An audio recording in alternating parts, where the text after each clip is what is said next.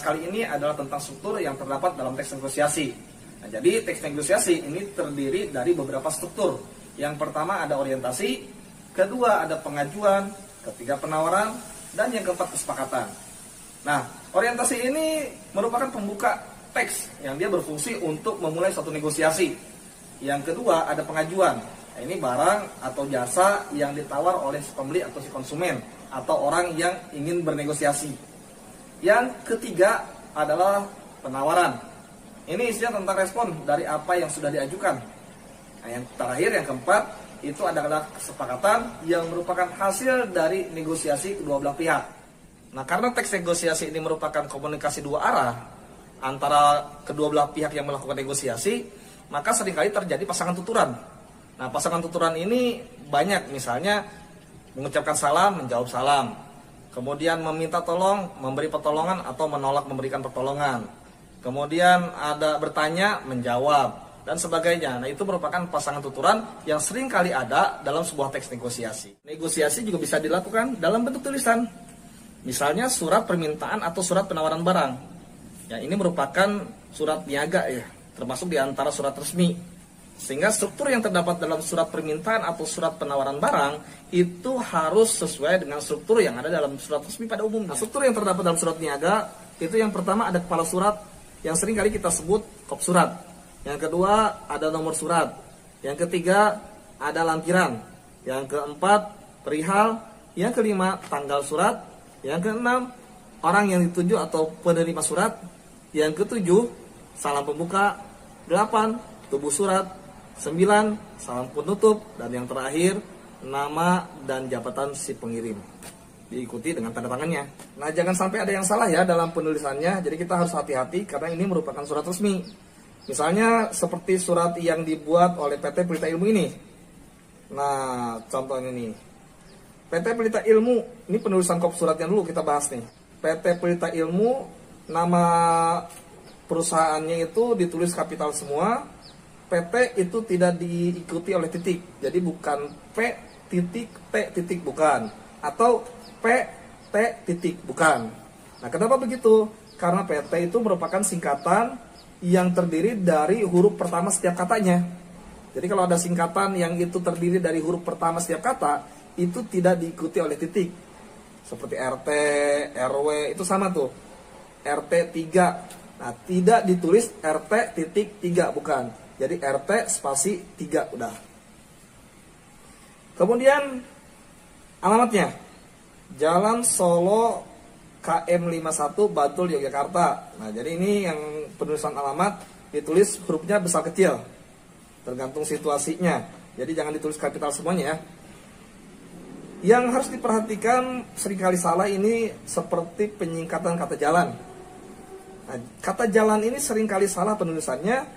Harusnya jalan itu disingkat J besar, L kecil, dan L kecil kemudian diikuti oleh titik.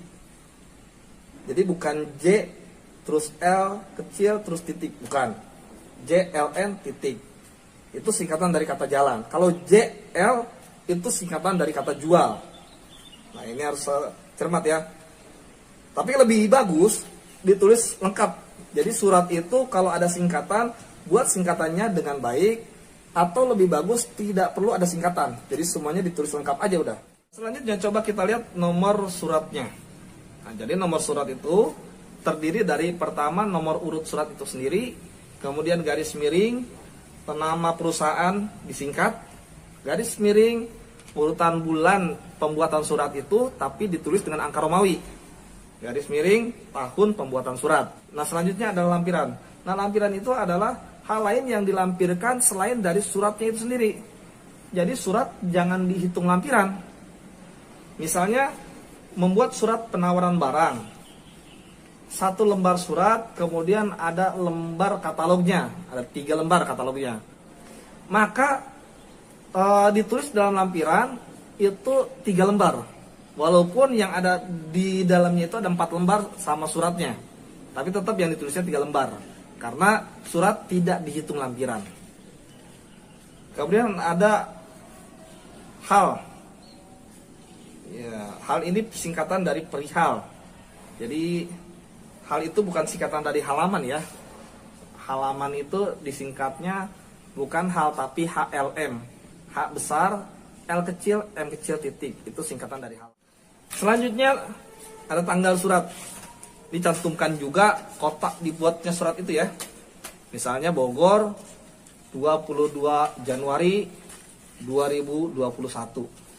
Nah, jadi kotanya harus dicantumkan juga, tapi dipisah dengan koma. Bogor, koma 21 Januari 2021. Nah, kata Januari ini jangan ditulis angka. Pertama itu. Yang kedua, kata Januari ini karena termasuk nama, dia diawali dengan huruf kapital. Selanjutnya tujuan surat. Di tujuan surat tidak usah menggunakan kata kepada. Jadi langsung saja yang terhormat, atau disingkat Y besar, T kecil, H kecil, titik. Ini pimpinan toko buku pelajar. Harusnya ini bukan pimpinan ya, harusnya pemimpin, karena yang memimpin itu disebutnya pemimpin. Kalau pimpinan itu yang dipimpin, itu beda. Seperti lukisan itu yang dilukis, sementara orang yang melakukannya itu disebutnya pelukis.